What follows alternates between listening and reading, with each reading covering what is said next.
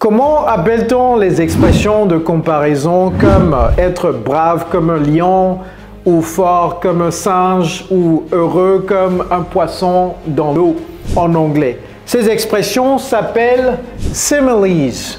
Donc aujourd'hui, on va voir similes, common similes that are used in English.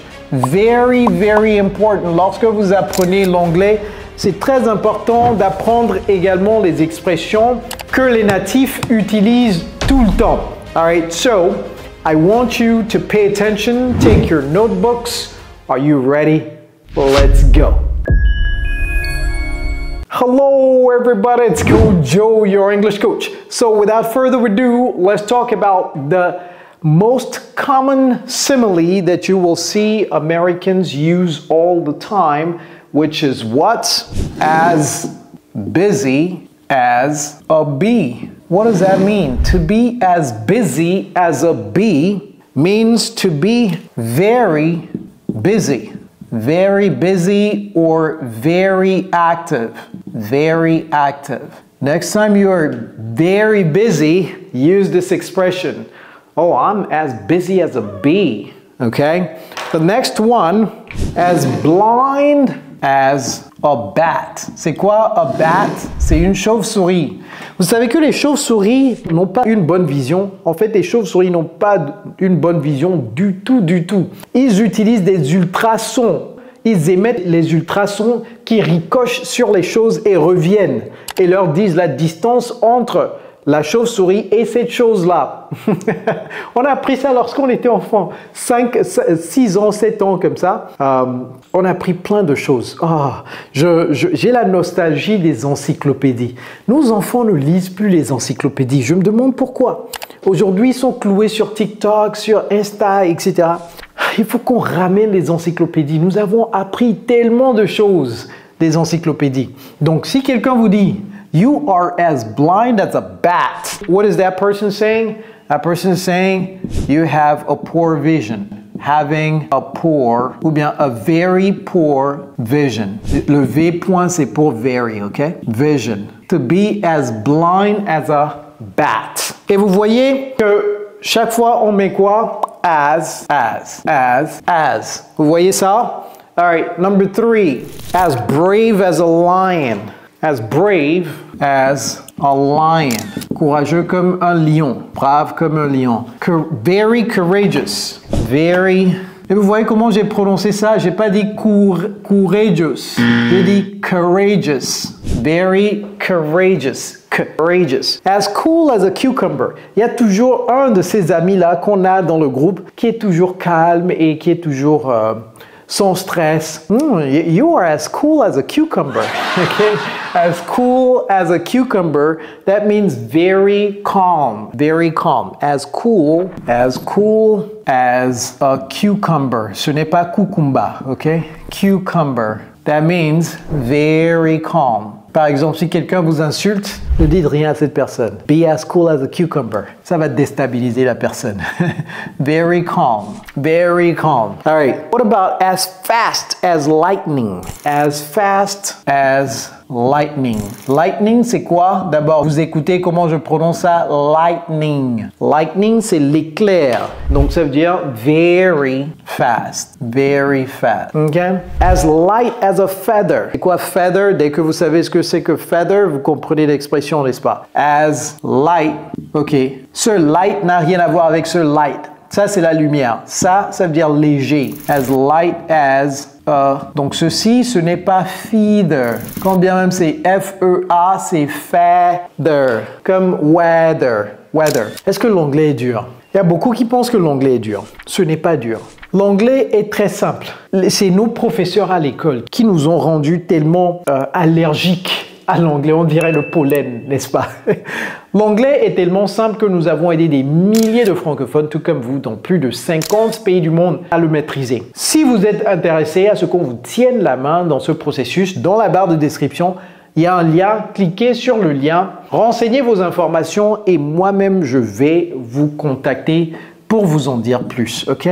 Very light in weight, en poids. Weight, very light in weight. Weight, c'est poids. All right, what else? 5, 6, 7. Et écrivez d'autres. Ici, ce n'est pas une liste totale, hein, ce n'est pas une liste exhaustive, donc écrivez d'autres en commentaire également. As quiet as a mouse. As quiet as a mouse. Ça veut dire quoi? Very quiet. Very quiet. Si votre boss vous dit ça, c'est pas exactement un compliment. Je sais que surtout les boss américains là, ils sont tellement diplomatiques qu'ils vont dire quelque chose, mais en fait ils pensent autre chose. Et ils estiment que vous avez compris la nuance qu'ils sont en train de faire. Non, vous n'avez pas compris parce que l'anglais n'est pas votre langue maternelle. Vous ne savez pas qu'en fait, il veut dire « Hey, il faut que vous parliez un peu plus en réunion. You were as quiet as a mouse. » Ne dites pas « Thank you, sir. Thank you, sir. » Non, parce que coach vous a dit que ça veut dire « very quiet ». Si vous êtes very quiet durant les réunions, là, après 3, 4, 5 réunions, on va vous virer. Moi, je vous dis. Parce que si vous ne participez pas en réunion, c'est un gros problème. OK?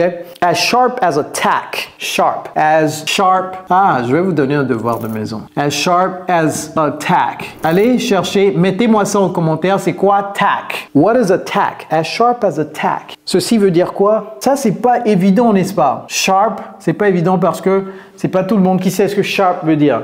Ça veut dire intelligent. Donc, as sharp as a tack, very smart ou very intelligent. Okay? As stubborn as a mule. As stubborn as a mule. Si vous êtes stubborn, ça veut dire que vous êtes toqué.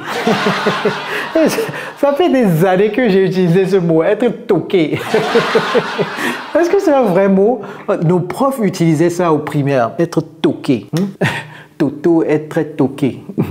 As stubborn as a mule. As stubborn. Et vous voyez comment je prononce ça? J'ai pas dit stu. Stubborn as a mule. C'est quoi a mule? Est-ce que je dois vous donner tous ces mots-là ou pas? Parce que des fois, lorsque je vous donne les mots, c'est-à-dire que pourquoi je ne donne pas tous les mots? Je ne donne pas tous les mots tout simplement parce que je me dis, si je vous donne tous ces mots-là, le cerveau va dire, c'est facile. Si je ne sais pas quelque chose, quelqu'un va me le donner. Donc le cerveau n'emmagasine pas le mot. Il jette ça aussitôt après parce qu'il sait que après, lorsque j'en aurai besoin, quelqu'un va me le donner. Mais lorsque je vous dis allez chercher ça sur Google, le cerveau, c'est pénible pour le cerveau. Le cerveau va aller chercher et le cerveau va se dire et ça là, je vais garder cette information jalousement. Comme ça, prochainement, je vais l'utiliser sans aller chercher cela. Vous voyez, donc je vous fais du bien en vous disant allez chercher, allez chercher. Ne dites pas, oh coach, donnez-moi ça, donnez-moi ça. Non, si je vous donne ça, tout préparé, je ne vous rends pas service. Vous comprenez? Je vous apprends à pêcher plutôt que de vous donner le poisson. Ok? Donc, allez chercher, ça je vous l'ai déjà donné. Toqué. Mule, c'est quoi? As stubborn as a mule means very stubborn. Very. Donc, chaque fois, c'est l'extrême. Very stubborn. Je vous ai même donné la prononciation. Donc maintenant, allez chercher mule, allez chercher tack. Mettez-moi ça en commentaire. OK? Very important. Number 10. Number 10. As strong as an ox. As strong as an ox. Ox, c'est bœuf. Bon, ça, je vous l'ai donné parce que j'ai dit ça en intro, n'est-ce pas? Être fort comme un bœuf. Je pense que je l'ai dit en intro. Donc, ox. OK? Very strong. Very strong.